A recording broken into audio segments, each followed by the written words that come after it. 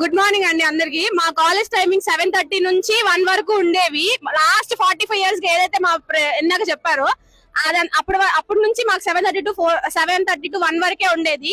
ఈ year without any intimation, కనీసం ఫ్యాకల్టీకి కానీ స్టూడెంట్స్ కి కానీ ఇన్ఫార్మ్ చేయకుండా, ఎవరి ఇంటిమేషన్ లేకుండా, కనీసం ఒక కన్సల్ట్ కూడా చేయకుండా టైమింగ్స్ వాళ్ళందరూ వాళ్ళు మార్చేశారు.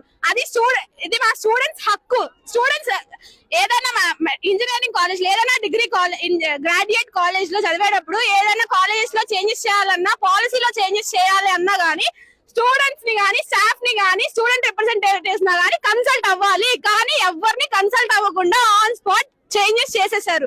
మాకు 9 to 4:30 అని చేంజెస్ చేసేసారు. సెకండ్ పాయింట్ ఏంటి అంటే, ఇప్పుడు ట్రాన్స్పోర్ట్ గానీ, మాకు ఫుడ్ గానీ ఏమైనా చేసే వాళ్ళు ఉంటారు. ఇప్పుడు college hostel, most of the boys బయట, ఇక్కడ ఉండే వాళ్ళందరూ బయట రూమ్స్ లోనే ఉంటారు. వాళ్ళు ఎప్పుడు వెళ్ళాలి, ఎప్పుడు కుక్ చేసుకోవాలి, ఎప్పుడు తినాలి, మళ్ళీ ఎప్పుడు రావాలి. ఇప్పుడు ఫార్మసీ హాస్టల్లో ఉండే వాళ్ళు ఉంటారు, వాళ్ళకి ఎలా కుదురుతుంది టైమింగ్స్? ఇవేవి చూడకుండా వాళ్ళంతటి వాళ్ళు ఇష్టంగా ఎవరిని కన్సల్ట్ అవ్వకుండా టైమింగ్స్ మారిస్తే ఎలా కుదురుతుంది? మాకు జస్టిస్ కావాలి.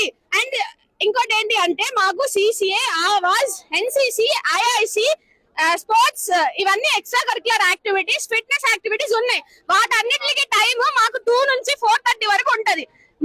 ఇప్పుడు 1 కి కాలేజ్ వదిలేస్తే మేము హాస్టల్ కి వెళ్ళిపోయి కానీ, రూమ్స్ కి వెళ్ళిపోయి కానీ, ఫుడ్ తినేసి కాసేపు రెస్ట్ తీసుకొని 3 కల్లా వచ్చేసి అందరు వాళ్ళ ఎక్స్ట్రా కరిక్యులర్ యాక్టివిటీస్ ని కానీ, ఫిట్నెస్ యాక్టివిటీస్ ని కానీ ప్రిపేర్ అవుతారు. వాళ్ళకి అవన్నీ చేసుకుంటారు. ఆ టైమింగ్స్ అన్ని తీసేశారు.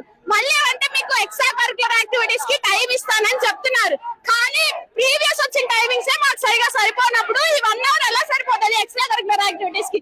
ఈ కాలేజ్ కి రెప్యుటేషన్ అన్నా, ఈ కాలేజ్ ప్రెస్టేజ్ అన్నా, మేము వేరే కాలేజెస్ కి వెళ్ళి మన బీసీని రిప్రజెంట్ చేస్తున్నాడు. That is